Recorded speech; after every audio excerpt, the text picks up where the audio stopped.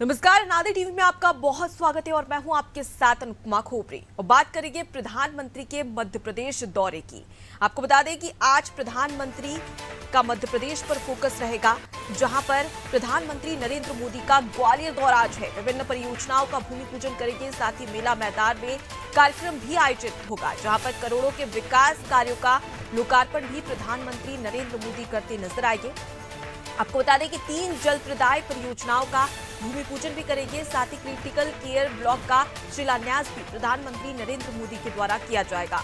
विशाल जनसभा को भी प्रधानमंत्री इस दौरान संबोधित करने वाले हैं, जहां विभिन्न परियोजनाओं का भूमि पूजन भी आज करेंगे। तो बता दें कि जो बेघर है उन्हें घर दिया जाएगा प्रधानमंत्री नरेंद्र मोदी के द्वारा। और साथ ही इससे पहले राजनीति के चाणक्य कहे जाने वाले गृह मंत्री अमित शाह ने यहां पर 2 बार दौरा कर लिया है और उसके बाद में अब प्रधानमंत्री नरेंद्र मोदी का ग्वालियर दौरा। इसे इस तरीके से भी समझ सकते हैं कि केंद्र के लिए मध्य प्रदेश कितना खास और अहम है।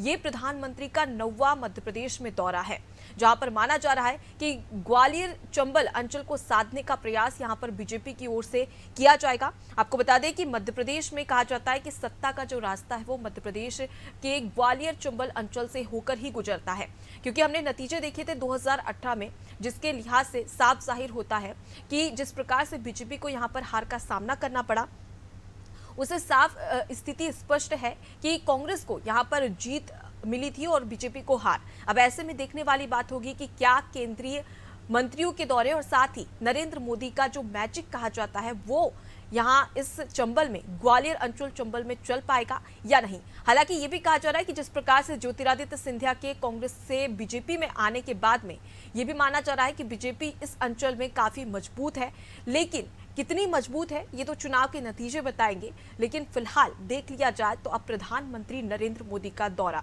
जहां पर माना जा रहा है कि प्रधानमंत्री कई बड़ी घोषणाएं भी करते नजर आ सकते हैं। तो देखिए, बीजेपी की ओर से चुनावी तैयारियां पूरी हो चुकी है और हर वो कवायद यहां पर की जा रही है, चाहे हम केंद्रीय नेतृत्व की बात करें, बैठकों की बात करें और उसके साथ ही साथ प्रत्याशियों की सूची की बात करें। बीजेपी ने अपने 3 लिस्ट जारी कर दी है प्रत्याशियों की, जिससे साफ जाहिर होता है कि बीजेपी मध्य प्रदेश में कितनी ज्यादा सीरियस है। और साथ ही बीजेपी को कहीं ना कहीं यहाँ पर एक ये भी डर है कि 2018 में जैसी स्थिति देखने को मिली थी, जिस प्रकार के से हार का सामना करना पड़ा था, वो 2023 में ना करना पड़े। और इसी की जद्दोजहद में तमाम जो बीजेपी के नेता है, कार्यकर्ता है, पदाधिकारी है, विधायक, मंत्री और यहाँ तक कि केंद्रीय मंत्री भी लगातार मध्य प्रदेश में पहुंच रहे हैं। कोशिश की जा रही है कि किस प्रकार से बीजेपी को जीत हासिल कराई जा सके।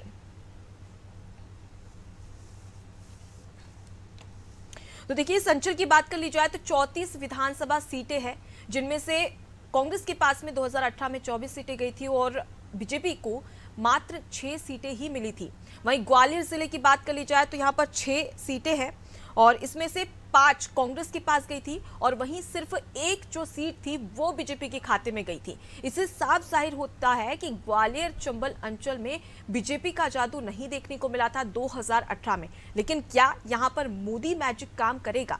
इसके लिए एड़ी से चोटी तक का जोर यहां पर लगाया जा रहा है हर दिग्गज नेता के द्वारा। और इससे पहले ग्वालियर में लगातार बैठक भी ली गई थी केंद्रीय गृह मंत्री अमित शाह के द्वारा, जहां पर ये भी माना जा रहा था कि नरेंद्र सिंह तोमर और ज्योतिरादित्य सिंधिया के बीच के तमाम जो समर्थक हैं उनमें कहीं ना कहीं गुटबाजी देखने को मिलती है। लेकिन कोशिश यही थी गृह मंत्री अमित शाह की कि यहां पर बैठक कर जो नाराजगी है उसे दूर किया जा सके। लेकिन वहीं दूसरी ओर देखा जाए तो कांग्रेस लगातार निशाना साध रही है। कांग्रेस कह रही है कि जिस प्रकार से बीजेपी तैयारियां कर रही है, लगातार केंद्रीय नेतृत्व मध्य प्रदेश पहुंच रहा है, इससे साफ जाहिर होता है कि कहीं ना कहीं बीजेपी में डर का माहौल बना हुआ है। डर का सामना बीजेपी को करना पड़ रहा है कि कहीं 2023 में भी हार ना मिल जाए। और इसी के जद्दोजहद के चलते तमाम जो केंद्रीय मंत्री थे, सांसद थे, उन्हें भी प्रत्याशी बनाया गया है। तो ऐसे में यहाँ पर कई सारी बातें विपक्ष की ओर से निशाना साधा जा रहा है, विपक्ष की ओर से बयानबाजियां भी की जा रही हैं। लेकिन सवाल यही कि क्या इस बार ग्वालियर चंबल अंचल में बीजेपी को जीत मिल पाएगी या नहीं, ये तो तमाम जो नतीजे हैं वो बताएंगे। लेकिन इसके लिए 1.5 महीने के बाद रिजल्ट का इंतजार करना पड़ेगा। लेकिन फिलहाल अगर बात कर ली जाए तो प्रधानमंत्री नरेंद्र मोदी का आज ग्वालियर दौरा काफी खास और अहम माना जा रहा है। जहां पर वो बेघरों को घर देते नजर आएंगे प्रधानमंत्री आवास योजना के तहत, और उसके साथ ही कई बड़ी घोषणाएं यहां पर प्रधानमंत्री नरेंद्र मोदी करने वाले हैं। और तैयारियों की बात कर ली जाए तो तमाम तैयारियां भी यहां पर जोरों शोरों से की जा रही है, चाहे सुरक्षा के इंतजामों की बात कर ली जाए या फिर साथ ही साथ प्रधानमंत्री के स्वागत को लेकर भी जो कार्यकर्ता है, पदाधिकारी है और ग्वालियर की जो जनता है, इस अंचल की जो जनता है, वो बेसब्री से प्रधानमंत्री के आने का इंतजार कर रही है। ऐसे में ठीक 3 बजे प्रधानमंत्री नरेंद्र मोदी ग्वालियर पहुंचेंगे और चुनावी शंखनाद किया जाएगा, जहां पर जनसभा को भी प्रधानमंत्री नरेंद्र मोदी संबोधित करते नजर आएंगे। और माना जा रहा है कि कई बड़ी घोषणाएं भी यहां पर प्रधानमंत्री कर सकते हैं। तो अब ऐसे में देखने वाली बात होगी कि क्या बड़ी घोषणाएं प्रधानमंत्री के द्वारा की जाती है, साथ ही ग्वालियर वासियों को कौन सी बड़ी सौगात केंद्र के द्वारा दी जाती है। तो खास और अहम कार्यक्रम, और जिस प्रकार से हमने आपको बताया कि किस प्रकार से यहाँ पर सियासी समीकरण है, इससे साफ जाहिर होता है कि यहाँ पर पूरी तैयारी बीजेपी की ओर से की जा रही है।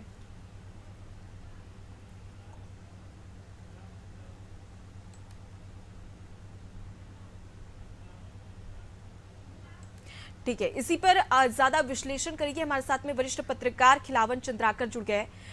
सर, अगर देखा जाए तो काफी खास ये दौरा प्रधानमंत्री का माना जा रहा है और कहा जाता है कि मध्य प्रदेश में सत्ता का जो रास्ता है वो इसी ग्वालियर चंबल अंचल से होकर ही गुजरता है, क्योंकि साफ जाहिर होता है कि 2018 में जो नतीजे आए थे उससे स्पष्ट है कि बीजेपी को 2018 में हार का सामना करना पड़ रहा था और कांग्रेस ने अपनी सरकार बनाई थी। इस बार प्रधानमंत्री के दौरे से क्या कुछ उम्मीदें बीजेपी को है? अनुपमा, देखिए, प्रधानमंत्री का दौरा चुनावी समय में, चुनाव जब ज्यादा से ज्यादा 2 महीने बाकी है, 1.5 महीने बाकी है, ऐसे मौके में ग्वालियर दौरा बिल्कुल अहम रखता है, बहुत अहम बात है जी। और जिस तरह से वहाँ टिकट का वितरण किया गया है और कुछ टिकटें बाकी हैं, और जिस तरह से पिछले चुनाव में हम देखें तो 36 में से अधिकांश सीटें जो है वो कांग्रेस के खाते में चली गई थी जी। और भाजपा को मात्र 9-10 सीटों पर संतोष करना पड़ा था जी। और यही जो है सत्ता की चाबी थी, कहना चाहिए, मध्य प्रदेश में जो कांग्रेस की गवर्नमेंट बना पाई थी। बाद में इसी अंचल के ज्योतिराज सिंधिया के इस्तीफे के बाद परिस्थितियां बदली और भाजपा की फिर से सरकार बनी जी। इसलिए भी अहम रखता है ये एरिया की, ये एरिया अनुसूचित जाति जनजाति की बाहुल्य एरिया माना जाता है जी। और बसपा का प्रभाव, सपा का प्रभाव इस एरिया में दिखता है, इसलिए प्रधानमंत्री का दौरा और अहम रखता है जी। कुल मिलाकर के यही कहा जा सकता है कि आज जो प्रधानमंत्री आवास योजना का लोकार्पण करेंगे या समर्पण करेंगे, लोगों को गृह प्रवेश कराएंगे, उसके अतिरिक्त लगभग 13,000 करोड़ रुपए के निर्माण कार्यों का लोकार्पण और भूमि पूजन करेंगे जी। ये भी महत्वपूर्ण हो जाता है, क्योंकि चुनावी वक्त में लोकार्पण और भूमि पूजन बहुत महत्वपूर्ण माना जाता है। कई मांगे उनकी लोगों की पूरी हो जाती है इससे, और सरकार की मंशा लोगों को लुभाने का रहता है, वो भी मंशा पूरी हो जाती है। जी जी, ठीक है। हमारे साथ में देवदत्त जी भी जुड़े हुए हैं, वरिष्ठ पत्रकार, उनका रुख कर लेती हूँ मैं। देवदत्त जी, जैसा कि अगर देखा जाए तो जिस प्रकार से बीजेपी तैयारियां कर रही है और अब प्रधानमंत्री नरेंद्र मोदी का दौरा, इससे पहले गृह मंत्री 2 बार ग्वालियर अंचल का दौरा कर चुके हैं, ऐसे में सरकार के लिए क्या ये दौरे कारगर साबित हो पाएंगे, क्या लगता है आपको? बिल्कुल, ये माहौल बनाने वाले सौगातें और क्योंकि भाजपा लोकप्रिय नेता इस समय प्रधानमंत्री नरेंद्र मोदी, इसलिए आप देख रहे हैं 7 बार प्रधानमंत्री आ चुके हैं और अब 3 दौरे ग्वालियर, फिर 5 अक्टूबर को छतरपुर और महाकुशल का दौरा है। तो आचार संहिता करने के अपने लोकप्रिय नेता को पार्टी हमेशा हर क्षेत्र में दौरा कराना चाहिए, क्योंकि उससे वो माहौल बनाना चाहिए, इनकम्बेंसी है, रहती है।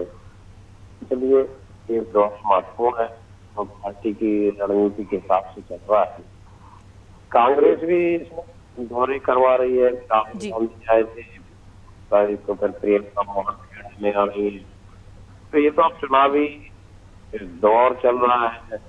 आचार संहिता के पहले राजनीतिक दल अधिकतम अपने राष्ट्रीय नेताओं को करा देना चाहते हैं और फिर चुनाव में भी मध्य प्रदेश में दोनों ही दलों के राष्ट्रीय नेता का फोकस है। तो इस तरह के दौरे अब स्वाभाविक रूप से कार्यकर्ता चाहता है, जनता का माहौल बनता है, फायदे के लिए जी। जी ठीक है, मैं खिलावन जी का रुख कर लेती हूँ। खिलावन जी, अगर हम ग्वालियर अंचल संभाग की बात करें तो यहाँ पर जो खास मुद्दे हैं वो कौन कौन से हैं जिससे कि पार्टियां कोशिश करके जनता को लुभा सकती है? हेलो जी खिलावन जी, आप तक मेरी आवाज पहुंच रही है? हाँ बताइए, बोलिए। जी, अगर हम ग्वालियर चंबल संभाग अंचल की बात कर ले तो यहाँ पर ऐसे कौन से खास मुद्दे हैं जिस पर इस बार पार्टियां चुनाव लड़ सकती है और साथ ही जनता को आकर्षित किया जा सकता है? लेकिन जैसा कि मैंने पहले कहा था आपसे कि यह अनुसूचित जाति बाहुल इलाका है जी। और इन क्षेत्रों में जो सुरक्षित क्षेत्र है उस पर ही नहीं बल्कि अन्य समान सीटों पर भी इस वर्ग का बहुत ज्यादा प्रभाव है। इसलिए यदि हितैषी मूलक योजनाएं जो भी बनती है जी या जो भी जनता के सामने मैदान में उतरती है, जी अमली जामा पहनाया जाता है, उसका लाभ तो सीधा उस पार्टी को मिलता है।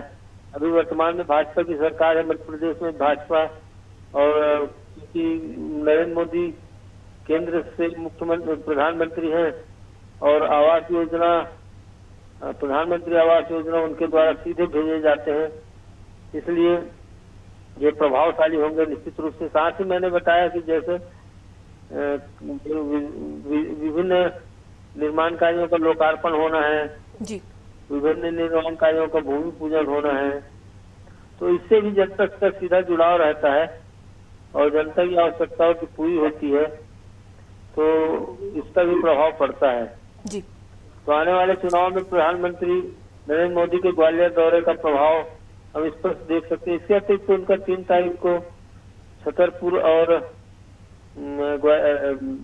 जबलपुर का दौरा है, वहाँ भी निश्चित रूप से प्रभाव, चुनाव के पहले जितने भी दौरे होते हैं प्रधानमंत्री के, जी निश्चित रूप से भाजपा को प्रभावित करेंगे वो और मतदाताओं को प्रभावित करेंगे। जी, तो भाजपा के साथ ही साथ कहीं ना कहीं प्रधानमंत्री नरेंद्र मोदी के चेहरे से जो मध्य प्रदेश की जनता है वो भी कहीं ना कहीं यहाँ पर प्रभावित हो सकती है। ठीक है, मैं देवदत्त जी से चर्चा कर लेती हूँ। देवदत्त जी, यहाँ पर देखा जाए तो ग्वालियर चंबल अंचल में एक तरफ ज्योतिरादित्य सिंधिया और साथ ही साथ प्रदेश स्तर पर अगर देख लिया जाए तो नरेंद्र सिंह तोमर, ये दोनों की जोड़ी, और उसके साथ ही अगर केंद्र की ओर बढ़े तो यहाँ पर गृह मंत्री अमित शाह और प्रधानमंत्री नरेंद्र मोदी, चारों के द्वारा जमखम यहाँ पर लगाया जा रहा है ग्वालियर चंबल संभाग में। ऐसे में आप इसे किस तरीके से देखते हैं?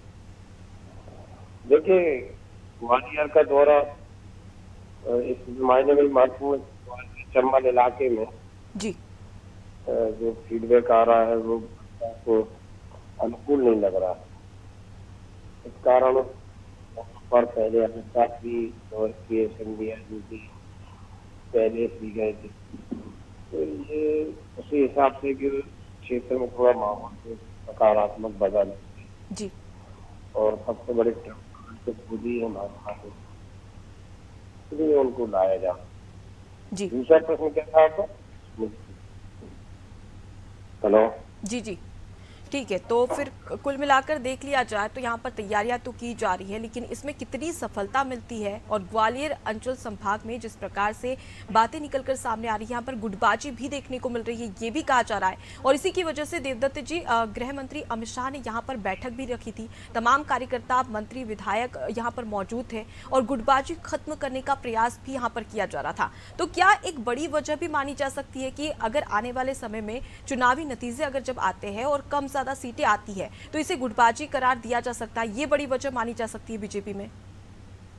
बिल्कुल, सत्ताधारी दल जो वही गुटबाजी, भाजपा इस समय गुटबाजी के दौर जी, हर दल जा रहा है। इस पार्टी चुनते तो बहुत दिक्कत होता है, एक लंबी श्रृंखला है। जी और वहाँ गुटबाजी समाप्त करने के लिए ये सब प्रयास कर रहे हैं। वहाँ बाहर ही अभी आने वाले भाजपा पुराने भाजपाइयों के बीच भी अहम का टकराव था, उसको लगातार दूर किया जा रहा है, जी क्योंकि भाजपा ही भाजपा को परेशानी पैदा कर रही है। तो जी कांग्रेस तो इस ताक में है ही कि वो जब अवसर मिलेगा उसको जी बुलाएगी। जी बिल्कुल। खिलावन जी, ज्योतिरादित्य सिंधिया की ग्वालियर में जो चुनावी नतीजे हैं उससे जाहिर होते हैं। अगर हम 2018 की बात करें तो कांग्रेस को काफी अच्छी जीत यहां पर मिली थी। 34 में से 26 सीटें कांग्रेस के पास आई थी और बीजेपी मात्र 6 सीटों पर ही सिमट कर रह गई थी। लेकिन उस वक्त कांग्रेस को ज्योतिरादित्य सिंधिया का साथ था। लेकिन अब बात करें तो ज्योतिरादित्य सिंधिया बीजेपी में आ गए हैं। तो क्या इस बार ज्योतिरादित्य सिंधिया का दमखम देखने को मिल सकता है? क्या इस बार ज्योतिरादित्य सिंधिया का जो चमत्कार है या मैजिक है वो चल पाएगा भाजपा में रहते?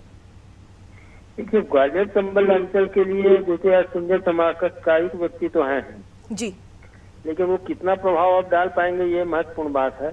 जी उपचुनाव में तो प्रभाव था उनका, और जो भाजपा से कांग्रेस में आए थे, कांग्रेस से भाजपा में गए थे, जी उन लोगों को जिताने में उनकी महत्वपूर्ण भूमिका रही है।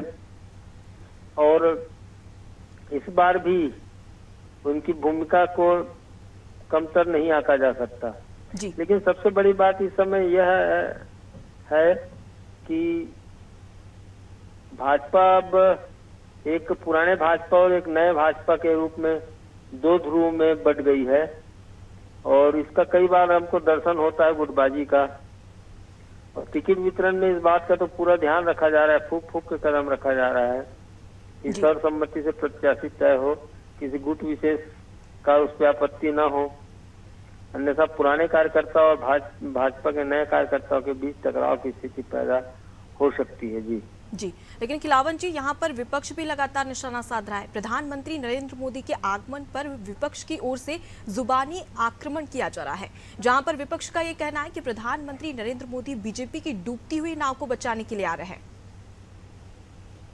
देखिए, प्रधानमंत्री का दौरा पार्टी के दृष्टिकोण से, भाजपा के दृष्टिकोण से बहुत महत्वपूर्ण हो सकता है, जी लेकिन प्रधानमंत्री जैसे व्यक्तित्व के कहीं आने पर विपक्ष को तो चुटकी लेने का मौका मिल जाता है, जी विरोध में बात करते ही हैं। तो प्रधानमंत्री के आने से प्रभाव तो पड़ेगा, निश्चित रूप से कहा जा सकता है। और विपक्ष को इसीलिए दर्द महसूस हो रहा होगा संभवतः। जी लेकिन चुनावी माहौल में सब कुछ जायज है, आलोचना एक दूसरे की होते रहती है।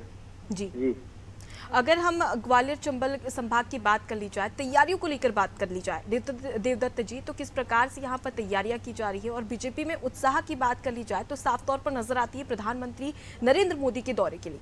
लेकिन यहाँ की जनता क्या सोचती है बीजेपी के बारे में, प्रधानमंत्री के बारे में? देखिए, एक जो बीजेपी नारा दिया है कि पीक में मोदी और मोदी के मन में एमपी, ये जो साइकोलॉजिकल तरीके से जुड़ाव करने की कोशिश होती है। तो अभी भी जो सर्वे आते हैं उसमें लोग कई जगह ये भी कहते हैं कि मोदी के लिए तो वोट करेंगे या कुछ, मोदी की भी जादू चल रहा है।